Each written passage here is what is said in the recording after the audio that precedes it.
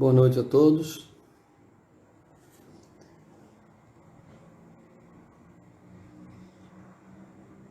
Boa noite a todos.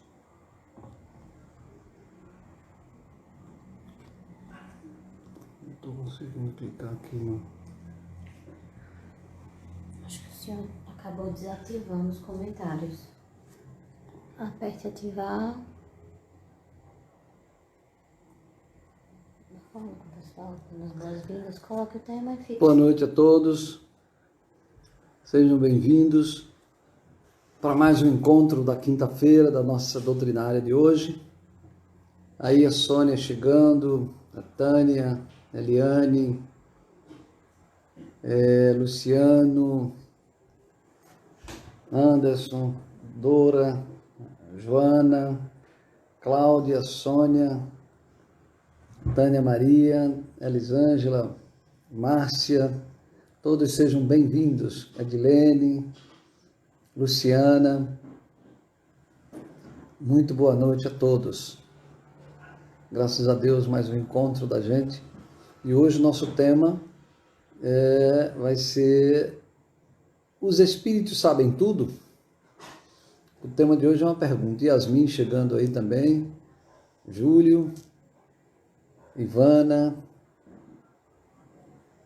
amigos aí de Maceió, de Recife.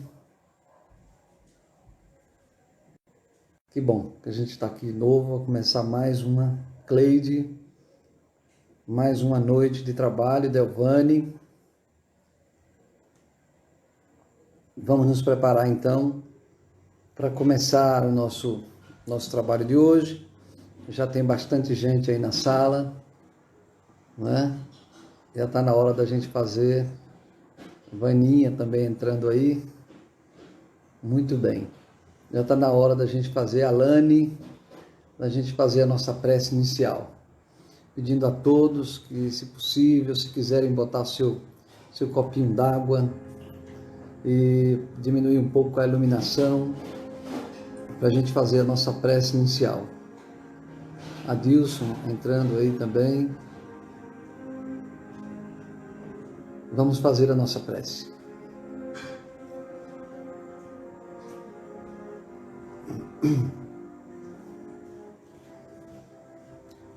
Querido amigo e mestre Jesus,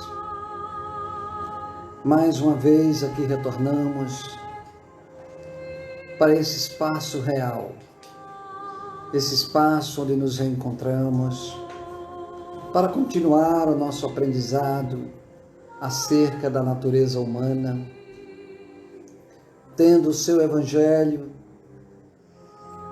e essa doutrina esclarecedora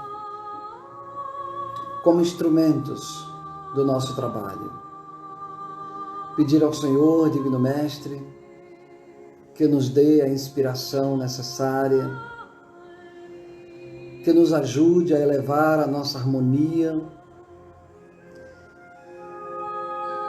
a fim de assimilar as vibrações felizes dos espíritos que também participam desse trabalho.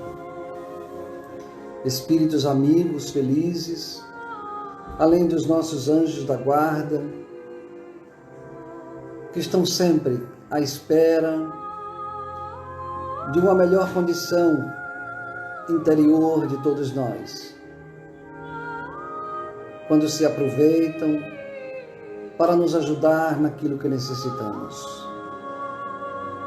Abençoa todos eles, querido amigo Jesus, e abençoa também aqueles que nos acompanham, atraídos pelos nossos débitos, pelos nossos erros, pelos nossos defeitos que ainda persistem. Pedir pelos nossos irmãos em desamparo, nossos irmãos em desespero, na angústia, na depressão, nossos irmãos que se sentem desamparados, mas que temos a certeza de que nenhum deles o está, na medida em que Deus, nosso Pai, está sempre conosco.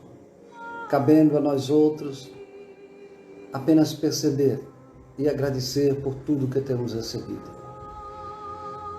Abençoa os nossos lares, nossas famílias, nossas casas, nossos amigos, aqueles que sofrem, os enfermos que estão sofrendo nessa pandemia, seus familiares, toda a humanidade encarnada e desencarnada. Muito obrigado mais uma vez, querido amigo Jesus, e dá-nos a sua bênção hoje e sempre.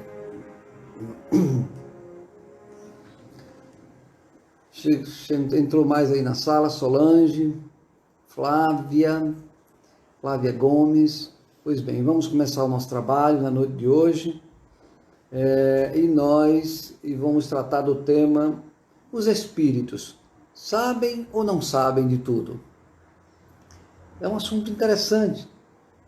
Me perdoem aí os que já são espíritas, que já são catedráticos nesse assunto, não é? Mas é sempre bom a gente rever alguns conceitos e, sobretudo, as pessoas que estão chegando agora. As pessoas que são simpatizantes da doutrina espírita, estão participando há pouco tempo. É sempre bom alguns assuntos para enriquecer o nosso conhecimento.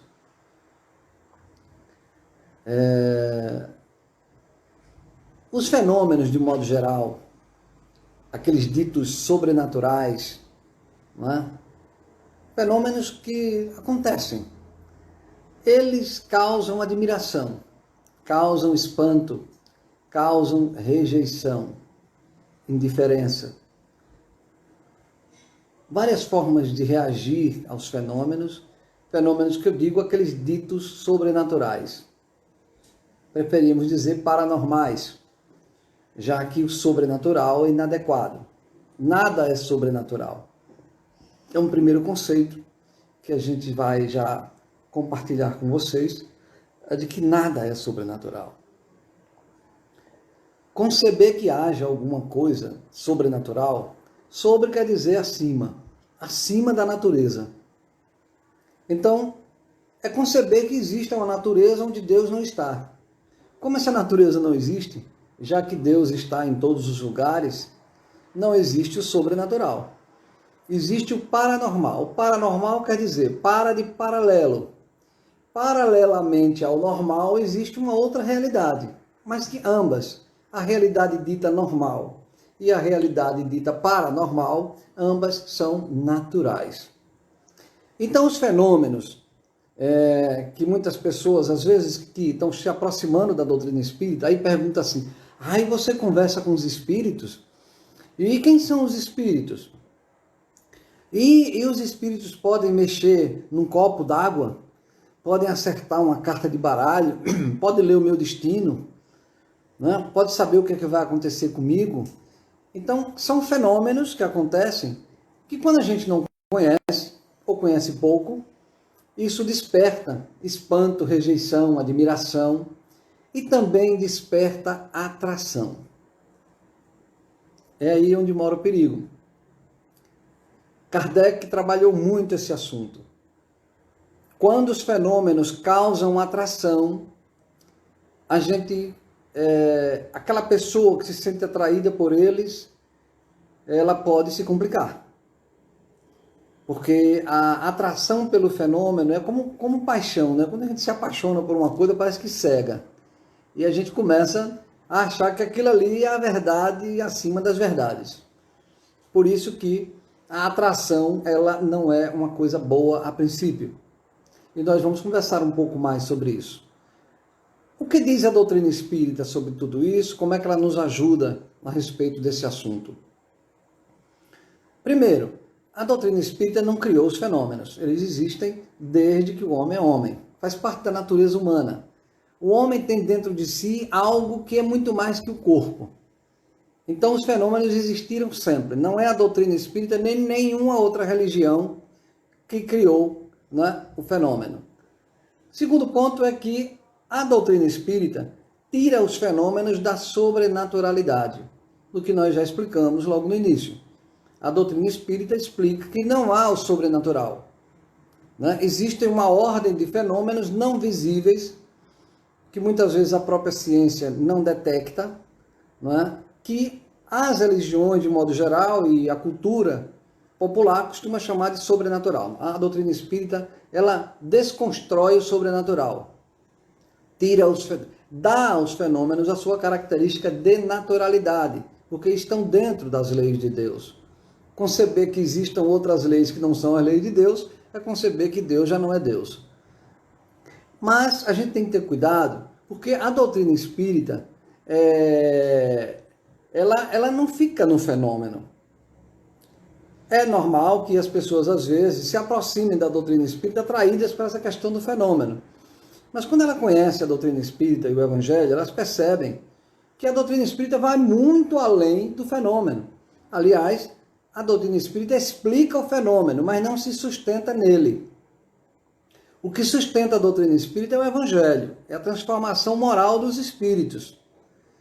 Uma certa feita perguntaram ao Chico Xavier, uma referência para todos nós, qual seria a maior contribuição da doutrina espírita no mundo? Aí o Chico respondeu que era a transformação das consciências. Por aí a gente percebe que o fenômeno dele é um fato estudado pela doutrina espírita, mas a doutrina espírita não se circunscreve nem se assenta sobre o fenômeno. Ela os explica como uma ciência explica os fenômenos naturais. Daí porque a doutrina espírita também tem seu aspecto científico. O trabalho de Kardec foi um trabalho também que tinha seu aspecto científico. Mas, sobre a natureza do ser. Primeira questão, os espíritos somos nós.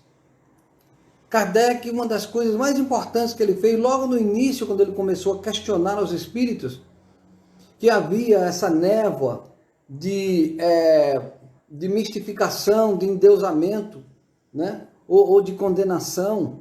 Kardec percebeu que os espíritos são os humanos desencarnados, são as pessoas. Elas não são diferentes pelo fato de estarem desencarnados. Os espíritos encarnam e reencarnam inúmeras vezes, e eles não deixam de ser o que são porque desencarnaram. Segundo ponto é que o espírito ele tem dois componentes essenciais na sua estrutura de ser. O espírito propriamente dito, o espírito sou eu, é você, somos nós. O espírito se reveste, por não ter uma palavra melhor, o espírito se reveste de um corpo, que não é esse corpo. O espírito se reveste de um corpo essencial, de um corpo que é o corpo por excelência. É o corpo que nos acompanhará sempre, e este corpo não morre. É o que a doutrina espírita chama de perispírito. Nós temos o perispírito. Então, e tem um terceiro corpo, um terceiro elemento, que é o corpo físico. O corpo físico, ele é temporário. Ele serve para um estágio. Ele serve para uma etapa. Entre tantas etapas, a cada etapa, o espírito veste um corpo físico temporariamente. E o que modela esse corpo físico é o perispírito, segundo as suas necessidades de expressão. Então a gente já começa a entender aí que existem três elementos. Quando eu estou encarnado, né, eu tenho o espírito, o perispírito, eu sou o espírito que tem um corpo perispiritual e que para reencarnar precisa de um corpo físico. Quando eu desencarno, eu continuo tendo um corpo. Perco apenas o corpo temporário, que é o corpo material, esse corpinho aqui nosso que é tão frágil. O perispírito, ele tem algumas propriedades que são fluídicas, para usar uma palavra da doutrina. Essa é uma palavra da doutrina, embora a gente não vamos descer explicações aqui mais técnicas dessa expressão, mas o perispírito de todos nós ele é formado por uma matéria muito mais fina do que a matéria que a gente costuma ver. E esse corpo do perispírito, ele conserva em si toda a história da evolução do espírito. Tudo que aconteceu com todos nós, durante todas as encarnações, está nesse repositório que acompanha o espírito eternamente. Esse repositório é o perispírito. Quando a gente reencarna, esse repositório está aqui, está latente. Tudo que eu fui nas outras encarnações está aqui comigo. só que fica de forma latente. Por uma necessidade desse estágio evolutivo, nós não temos acesso direto a esse repositório de informações. E esse fluido é também o meio de propagação do pensamento. Quando eu penso, quando os espíritos pensam, encarnados ou desencarnados, os nossos pensamentos ganham vida nesse meio fluídico. Então, os espíritos, de certa forma, veem o que a gente pensa. Se eu pensar, por exemplo, em tirar uma flor, e quando a gente pensa, parece que a flor está na minha mão, um espírito já poderia até antever a flor da minha mão. Porque o meu pensamento, ele dá uma plasticidade àquilo que eu penso. Aliás, os fluidos, esse ambiente, né, esse meio, ele dá uma plasticidade ao meu pensamento. Pois bem, esses são alguns conhecimentos interessantes para a gente começar a tratar desse assunto. Mas, além disso, também tem outras considerações importantes que a gente sempre faz questão de fazer, que é o seguinte: destino. Muita gente pergunta, o destino da gente é azar, é sorte? Existe destino? Nós estamos predestinados? Não é? Está tudo escrito que vai acontecer? São perguntas que normalmente a gente faz. Bom, quando a gente pensa em destino, a gente pensa existindo Deus ou não existindo. Se existir Deus, não é? A gente diz que há um mecanismo que rege, que rege o nosso destino. Se a gente não acredita que existe Deus, o nosso destino é fruto do azar ou da sorte. É o acaso. Nós somos espíritas, somos cristãos e acreditamos que Deus existe e que Deus criou leis perfeitas que conduzem os nossos destinos, que orientam o nosso crescimento espiritual. Então, nós podemos também agora falar de uma outra variável. A gente já falou de Deus, agora a gente vai falar da reencarnação. O que é a reencarnação? Importante a gente saber disso, rapidamente. O espírito, ele nasce em algum momento simples e ele não tem nem maldade, nem bondade, ele não tem virtude, não tem defeito. É preciso que ele evolua ao longo do tempo, infinitamente. O meio que faz com que ele evolua é ir e vir para o mundo material, sair do mundo material e repetir essa trajetória inúmeras vezes. Cada vez que ele chega ao mundo material, ele evolui e passa um tempo aí, ele cresce, ele evolui em alguns aspectos. A cada reencarnação é um aspecto da evolução. Nessas encarnações, à medida em que a gente vai desenvolvendo o livre-arbítrio, a responsabilidade, nós vamos cometendo erros e acertos. Os acertos vão nos fortalecendo na caminhada, vão nos elevando. E os desacertos, os erros, são também aproveitados no sentido de serem lições que a gente precisa corrigir. E como é que eu corrijo se eu morro? Não teria como corrigir. Imagine que eu cometi um grave erro e morri em seguida. Não teria mais como corrigir. Daí a necessidade da reencarnação para que a gente evolua incessantemente. Tanto evolua acrescentando virtudes como corrigindo os erros que nos impedem de realizar essas virtudes. Isso é um conceito também muito interessante, não é? Então, quero dizer com isso que o espírito evolui sem cessar. O espírito evolui sem cessar. É bom que a gente pense nisso.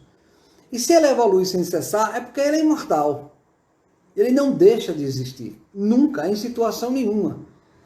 Embora a gente ainda tenha, eu creio que, por ignorar, né, os índices de suicídios ainda são altos, porque se nós fôssemos educados desde cedo de que nós somos espíritos imortais, e de que os nossos atos estão encadeados, criando efeitos que serão colhidos mais na frente, né? O suicídio ele seria muito menor do que é hoje, porque nós entenderíamos que não há suicídio, não há como deixar de existir. Existir é uma lei da natureza irrevogável. Outra coisa que é importante a gente entender é que os espíritos são pessoas, são seres humanos. Na antiguidade, quando os espíritos manifestavam algum fenômeno, eles eram tidos, se fosse dentro de uma religião, eram santificados. Se fosse fora de uma igreja, era o diabo.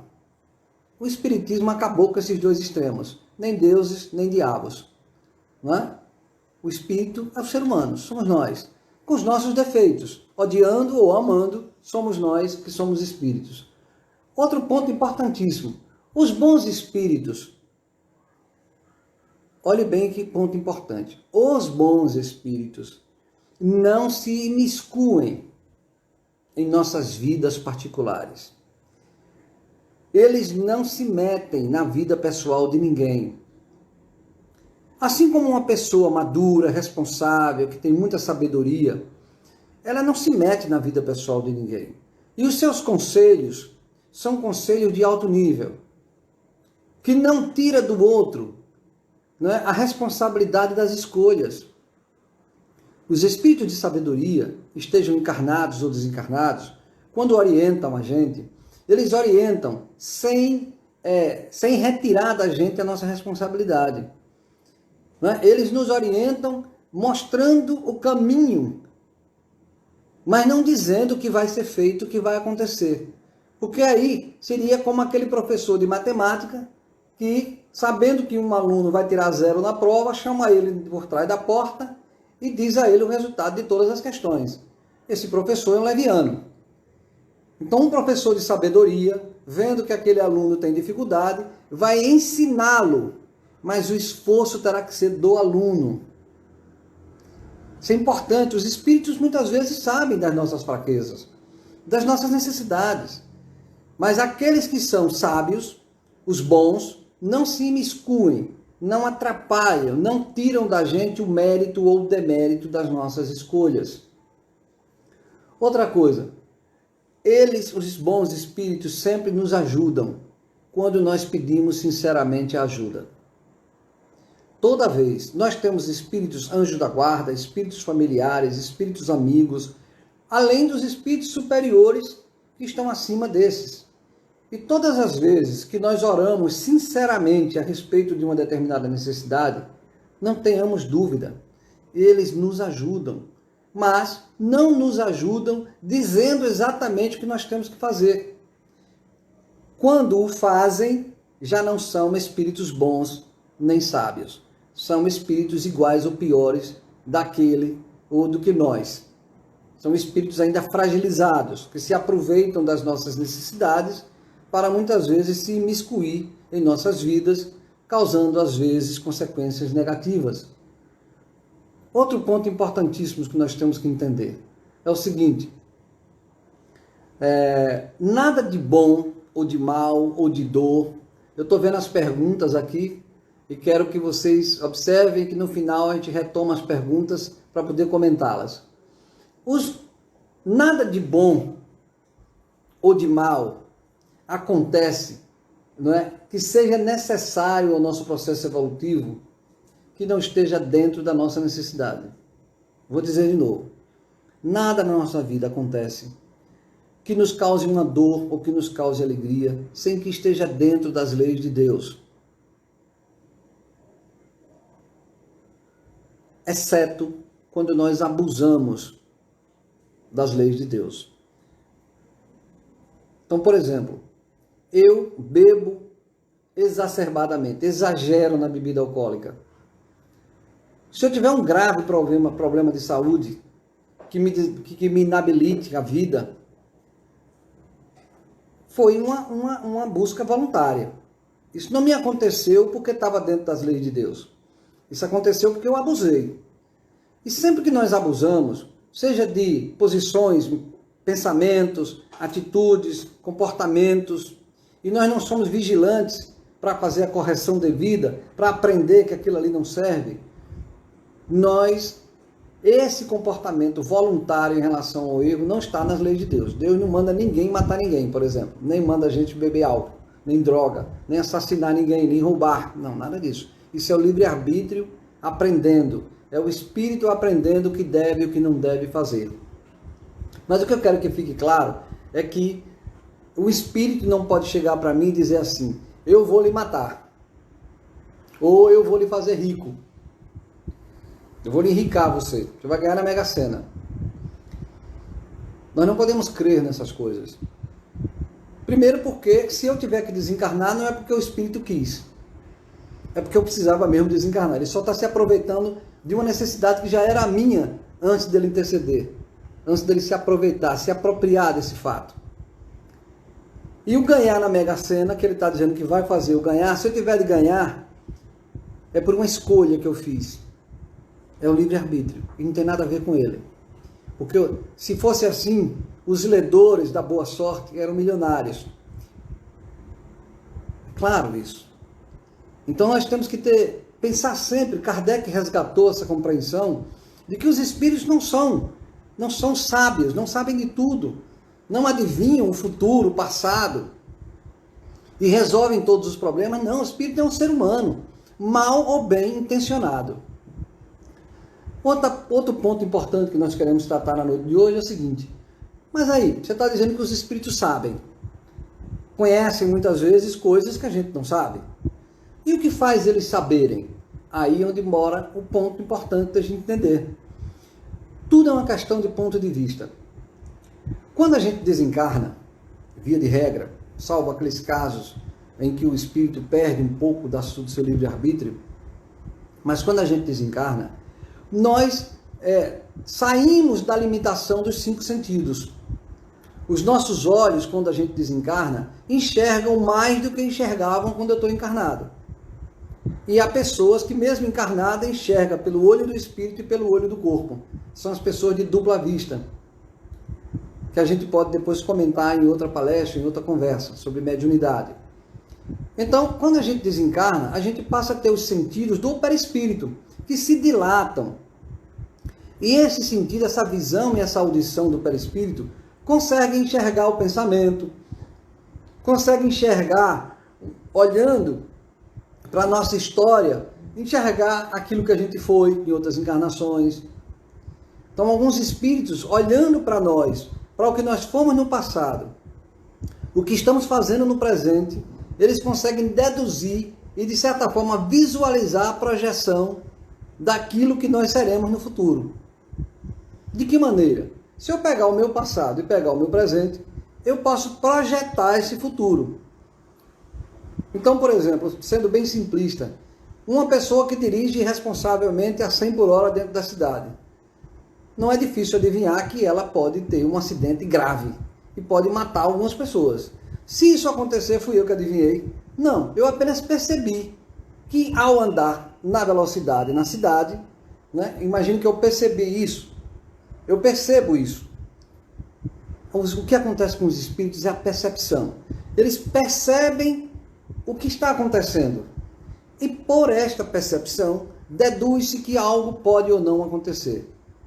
Esse caso que eu falei da pessoa dirigindo a 100 por hora dentro da cidade, é muito provável que aconteça. Alguém vai dizer que eu fui o adivinho. Não tem nada de adivinhação. Tem uma lógica por trás disso.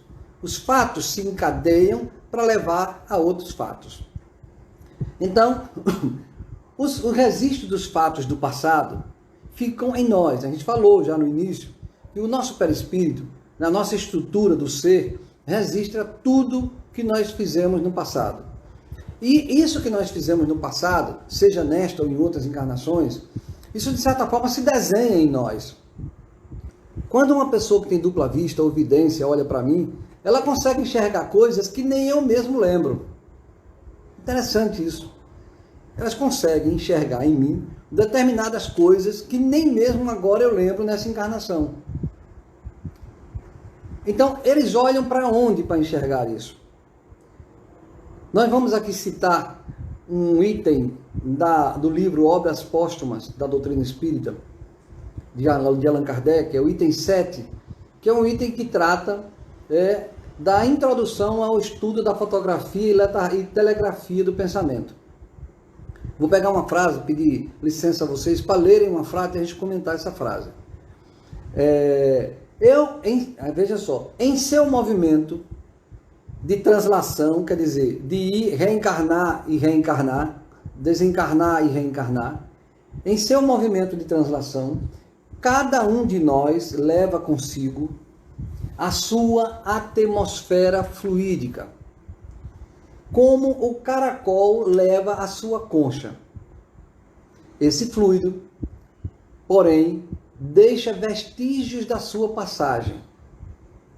Deixa como um sulco luminoso, inacessível aos nossos sentidos encarnados, no estado de vigília, mas que serve para que os sonâmbulos, os videntes e os espíritos desencarnados reconstituam os fatos ocorridos e examinem os móveis que os ocasionaram. Ficou claro, não foi? Então, nós levamos em nós, não é, esse molde, não é? Ele diz aqui, a atmosfera fluídica, que ela pode ser reconstituída, porque lá estão os vestígios das nossas diversas passagens durante toda a nossa vida espiritual. Então, aí a gente já percebe que não há um milagre, uma adivinhação, não é? Existe um mecanismo natural que dá a saber aos espíritos e aos videntes. Quem são os videntes? Imagina você vai numa cigana, ou numa pessoa dessas aí que, né, às vezes não conhecendo a doutrina espírita, ou conhecendo, não importa, ela diz assim, me dê sua mão, e segurando na sua mão, ela consegue ler o seu destino, consegue ler sua vida, consegue dizer o que você fez. O que é que ela está lendo, na verdade? Ela estabeleceu uma... E olha, essa pessoa pode não ter uma mediunidade, né, no sentido mais puro da palavra. Porque o vidente, a pessoa que tem dupla vista, não precisa de um espírito para dizer para ela o que se passa.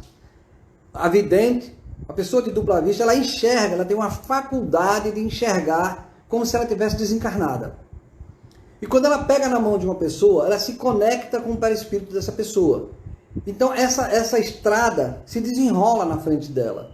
E ela sabe os particulares da sua vida, que se passou, e sabe também as suas ligações com outras pessoas. Porque o seu pensamento, está no seu pensamento o contexto da sua vida, das coisas boas e ruins que possam ter acontecido ou que vão acontecer. Não quer dizer com isso que fatalmente acontece o que elas vão dizer. Por quê? Porque elas enxergam, é uma projeção. A projeção pode mudar. Alguém pode estar os mecanismos de vida da pessoa podem estar levando a pessoa para ser um assassino. Porque ela está escolhendo isso. Não é Deus que faz ninguém ser assassino. São escolhas. Mas naquele momento em que está muito prestes a ela se tornar um assassino, por exemplo, ela conhece o Evangelho. Faz uma reflexão, muda radicalmente a sua vida e não comete, não vai ser assassino. Significa dizer, ela mudou o curso da sua história. Quer dizer, então, que o destino não é fatalístico. Todos os dias nós podemos mudar o nosso destino. Basta que a gente queira. Basta que a gente se abrace com Jesus, com o Evangelho, com o conhecimento esclarecedor da doutrina espírita, que nos recoloca na posição de protagonista da vida e não de dependente das informações sobrenaturais. Que eu já falei, não existe sobrenaturalidade. Então já falamos aí, não é? Embora os espíritos enxerguem tudo isso, mas eles serão sempre limitados. Alguém pode perguntar, então eles podem ver tudo? Nem sempre. Algumas questões podem ser que sejam subtraídas. Eles têm limites. Dependendo da condição de cada um, daquele que dá a informação e daquele que recebe, há limitações dos dois lados. Logo, os espíritos não sabem tudo. Sabem aquilo que é possível que eles saibam, segundo a sua faculdade, segundo o seu grau evolutivo. Bom, esse assunto tem pano para manga.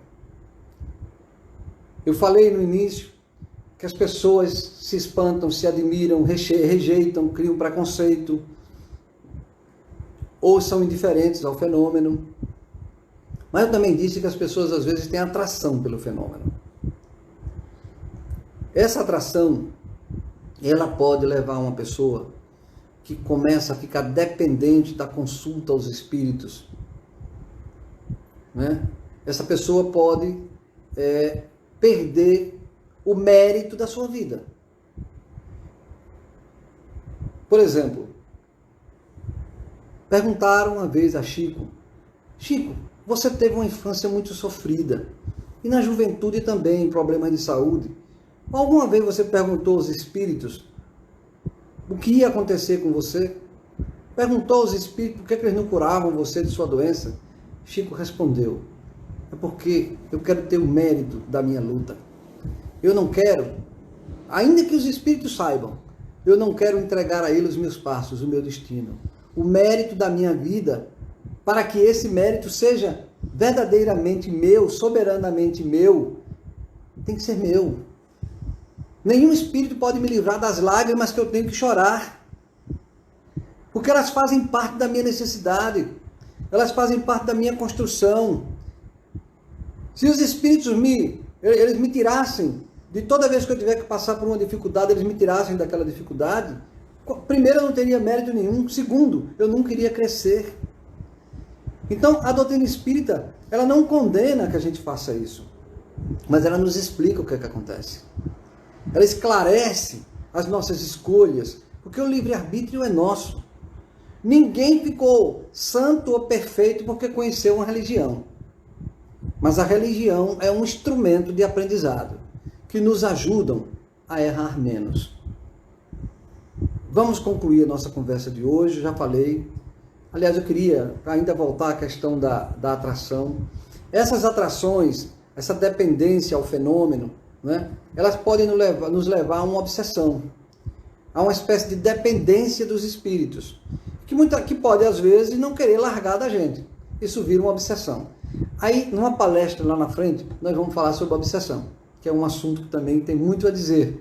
Para que a gente complete o que nós estamos dizendo aqui, nós vamos ter uma palestra aí, uma dessas quinta-feiras, pode ser até na semana que vem, para a gente falar de obsessão. Mas eu queria concluir aqui o nosso trabalho de hoje, para a gente entrar nas nossas perguntas, que é o seguinte: o que nós temos que fazer então? O que nós temos que fazer para seguir a nossa vida, para que a nossa vida seja proveitosa, para que a gente tire proveito mesmo das oportunidades, sejam elas de lágrima, sejam elas de dificuldade, sejam elas de conquista, porque as conquistas também são mal vividas. Olha o que eu estou dizendo. Muitas vezes nós cometemos graves inflexões, graves mudanças na nossa história evolutiva no momento da conquista. Porque ao conquistar, a gente infla o nosso egoísmo, o nosso orgulho, a nossa vaidade. A gente se torna prepotente, autossuficiente, estúpido, por causa de uma conquista. A gente toma todas as cachaças do mundo, porque conquistou alguma coisa. E nessas cachaças todas, a gente prejudica o corpo, comete uma besteira, gera uma confusão. Então nós precisamos ter equilíbrio para aprender a vivenciar as dificuldades e também saber dignificar as conquistas, para que elas não sejam um ponto de inflexão negativa na nossa curva evolutiva. Para que a conquista, ao invés de ser um instrumento de crescimento, elas se tornam um instrumento de endividamento kármico espiritual. O que é que nós temos que fazer então? Para que tenha uma vida um pouco mais equilibrada, mais pé no chão, cujos méritos e deméritos sejam nossos e devem ser nossos. Nós já comentamos isso. Primeiro, nós temos que meditar sobre o Evangelho. Temos que meditar sobre a doutrina espírita, essa doutrina que a gente abraçou. Quando a gente medita no Evangelho, em Jesus e na doutrina espírita, ficam claros os objetivos da nossa vida. Fica claro o sentido de ser de certas coisas. E a gente não abandona a peleja por qualquer motivo. Aliás, a gente não abandona. A gente aprende que é necessário lágrimas, conquistas, derrotas e alegrias, mas a gente dá equilíbrio a qualquer uma dessas situações. A gente aprende o sentido do perdão, a gente aprende o sentido da paciência, da coragem, da fé. A gente traz o Evangelho meditando sobre a doutrina espírita. A gente sabe que o Evangelho é endereçado a quem? Ao espírito imortal, e não a um ser humano frágil que tem que pedir para não morrer. Olha que fragilidade. Eu peço para não morrer. Não existe. Tem até doutrinas esquisitas que prometem que as pessoas não vão morrer e o povo vai e faz fila lá. Tantas que já existiram e todas faliram. Porque ninguém morre. A morte do corpo é que é inexorável, mas eu, espírito, não morro nunca. Mas pedir para o meu corpo não morrer é de uma infantilidade que não existe. O que eu tenho que pedir é, meu Deus, me ajude a tirar proveito da minha vida material enquanto eu estiver nela. Segundo ponto, para que a minha vida seja mais equilibrada, eu tenho que vigiar, orar, vigiar, orar, vigiar, orar. Inúmeras vezes, incessantemente. Por que eu tenho que vigiar e orar? Porque eu sei que eu ainda não sou um ser evoluído. Eu sei que eu não sou um espírito puro. Eu sei que trago em mim algumas tentações, algumas dificuldades, algumas dívidas do passado. E se eu não orar e vigiar, ordinariamente é o meu passado que define o meu presente e o meu futuro. Olha o que eu estou dizendo. Quando eu não vigio, de ordinário, é o meu passado que fica mandando no meu presente e no meu futuro. E eu fico como um cachorro correndo atrás do rabo, não sai do canto. Porque eu fico vivenciando as mesmas lições sem aprender uma lição. As mesmas dores, as mesmas dificuldades sem aprender uma lição. Então eu tenho que vigiar muito a mim mesmo. Já dizia um sábio, conhece-te a ti mesmo. Não é? Então nós temos que vigiar e orar e aprender sobre nós mesmos. E a doutrina espírita e o evangelho são um manancial de aprendizado sobre a natureza humana. Outra coisa, nós temos que aprender, dito tudo isso, que o cumprimento dos nossos deveres e nossas obrigações, sem atalhos e sem ilusões, é o que dignifica a alma. Vou dizer de novo. O cumprimento dos nossos deveres e das nossas obrigações, sem atalhos e ilusões, é o que dignifica a alma. É o que dignifica a minha passagem por aqui. Quando eu fujo dos meus deveres, fujo das minhas obrigações, e o mundo está cheio de convites. Nós estamos vivendo essa modernidade que está cheia de convites, convidando as pessoas para viverem as ilusões, fugindo dos seus deveres mais comezinhos. Deveres tão simples, como cuidar da sua cama, cuidar do seu quarto, cuidar da sua casa, da sua higiene pessoal, cuidar do outro que está com você, cuidar do papel de ser mãe, de ser pai, e não sair por aí dizendo que tem a liberdade de fazer o que quer. Isso é ilusão. Então o cumprimento dos deveres e das obrigações, sem ilusões e sem atalhos, é o que dignifica a passagem do espírito por esta encarnação e pelas próximas. É o que amadurece o karma. É que faz com que o karma vá se transformando, quer dizer, vá transformando os erros do passado em construções do presente e do futuro. Por isso eu não tenho que deixar as minhas tendências negativas dominarem o meu presente. Outro ponto que eu quero também deixar claro. O melhor roteiro para a gente aproveitar ao máximo a oportunidade da reencarnação significa o Evangelho. Não foi à toa que Jesus disse, eu sou o caminho, a verdade e a vida. Agora sim, vamos conversar mais? Deixa eu começar aqui as primeiras observações. A primeira aqui, Rochinha, está dizendo o seguinte, se eles falassem o que acontecerá, então são espíritos ajudantes, acho que é mais ou menos isso. Talvez eu entenda desse jeito, né? Os espíritos são ajudantes, se eles podem falar o que vai acontecer? Não. Eles podem achar que estão ajudando, né? Mas isso é aquela ajuda do professor de matemática, que sabe que o aluno vai tirar 0 e dá o resultado das questões para ele detrás da porta.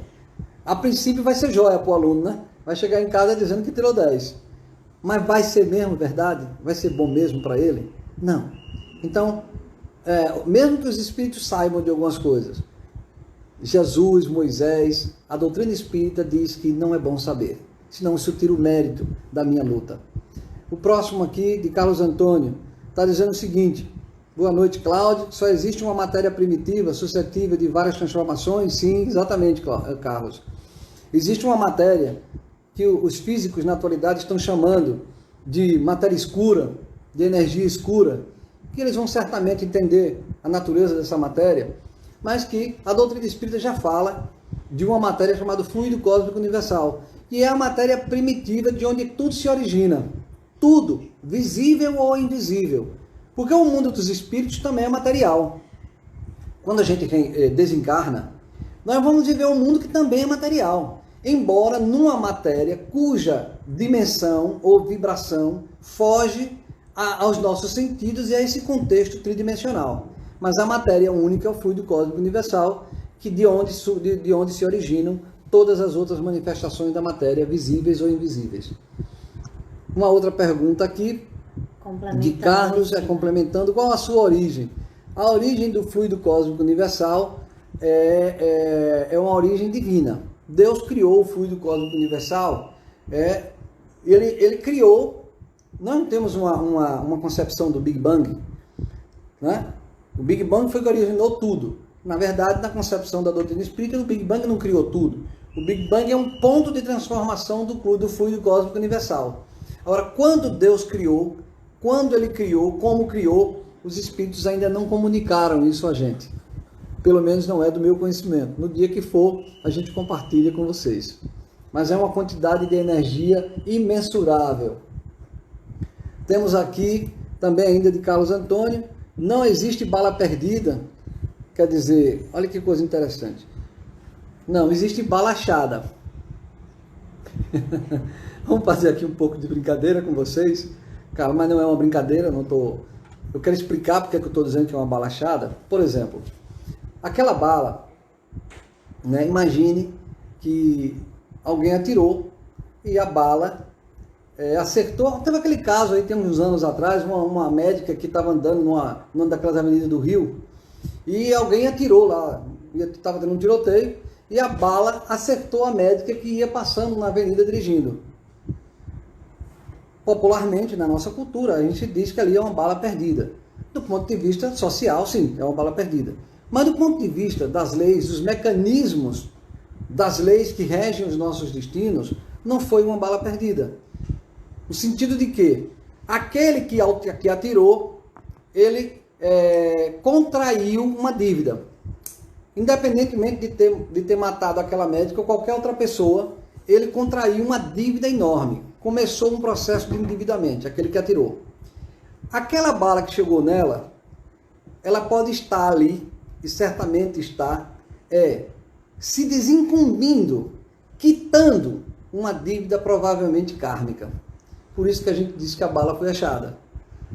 Então, se isso acontecer comigo, com qualquer um de nós, eu sempre digo aqui na minha família, aos meus filhos, se um dia acontecer um acidente comigo, ou qualquer coisa por irresponsabilidade de alguém, não se encham de ódio, não vão atrás querer se vingar, não, nem fiquem perguntando a Deus por quê, não.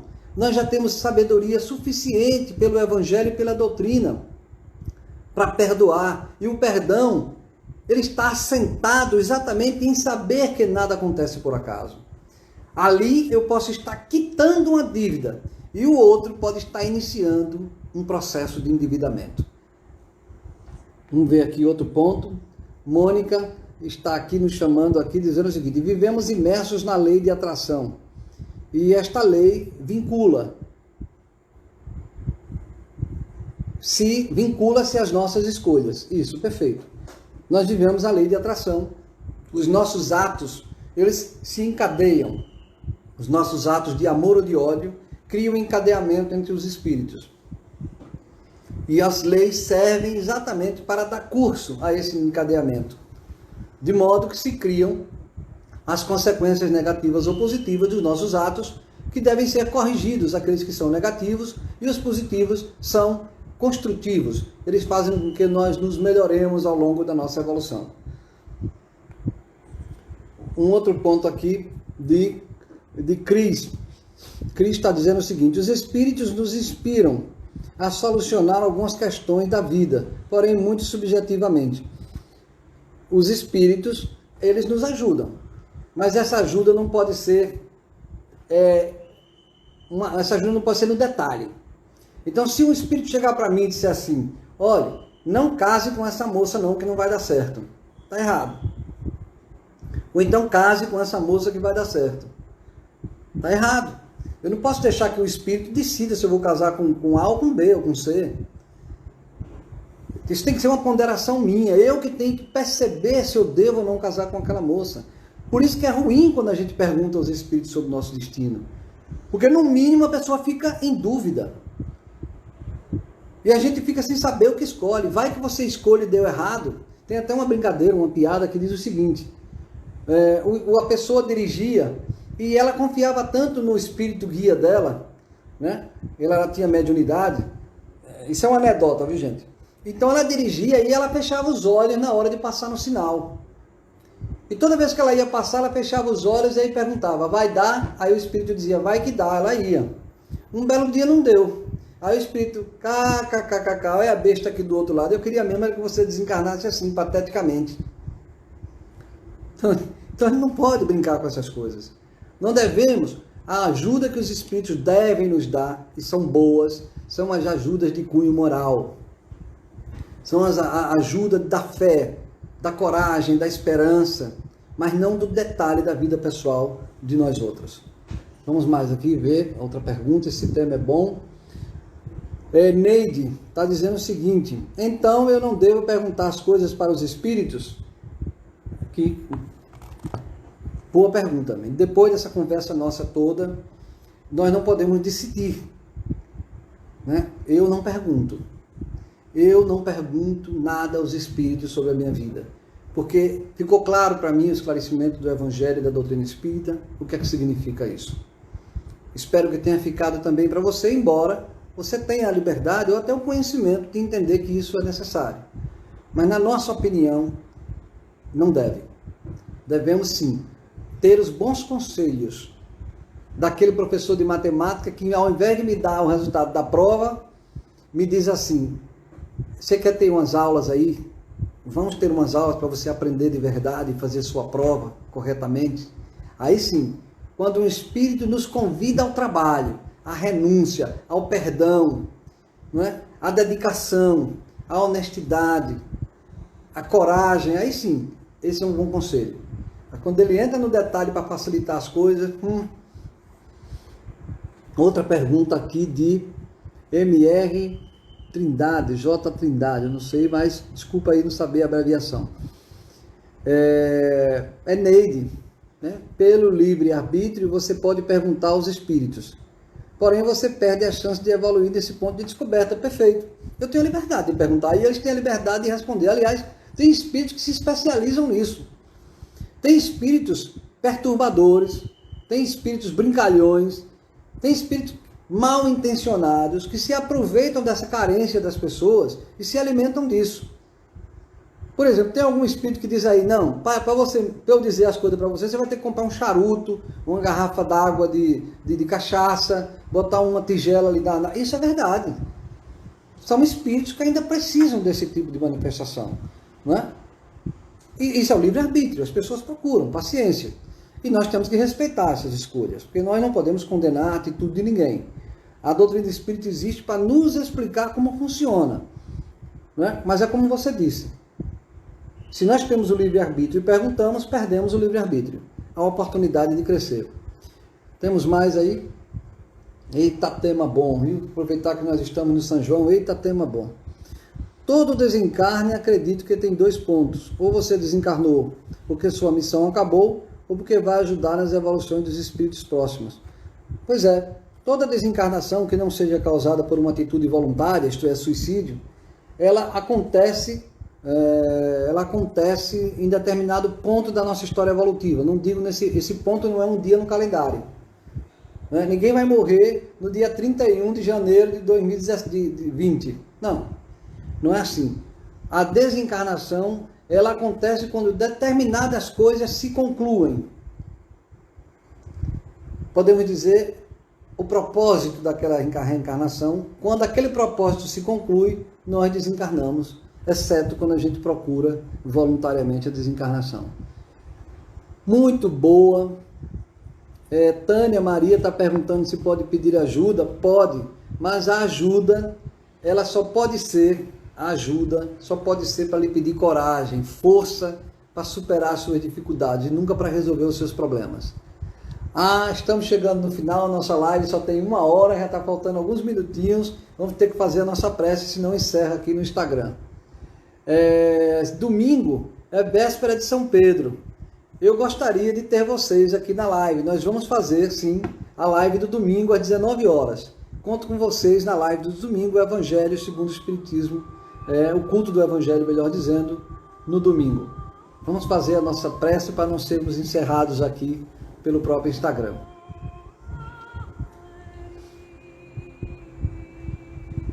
Deus, nosso Pai de infinita misericórdia, muito obrigado por mais uma noite de aprendizado. Muito obrigado pela inspiração, pela intuição, pelos pensamentos que os Espíritos bons nos intuem. Muito obrigado pela doutrina espírita, muito obrigado pelo Evangelho. Obrigado pelas oportunidades da encarnação que temos. Ajuda-nos a valorizar o suor, a luta, a dedicação. Ajuda-nos a dignificar o esforço do perdão, a transformar as nossas lágrimas em lições. Abençoa aqueles que convivem conosco, encarnados ou desencarnados. Abençoa os nossos irmãos que sofrem de toda ordem no mundo inteiro. Dá-nos a sua bênção e a sua paz, querido Mestre, e ser conosco, hoje e por todo sempre. Um abraço a todos. Até domingo, se Deus quiser. Foi bom estar com vocês mais uma vez. Até domingo.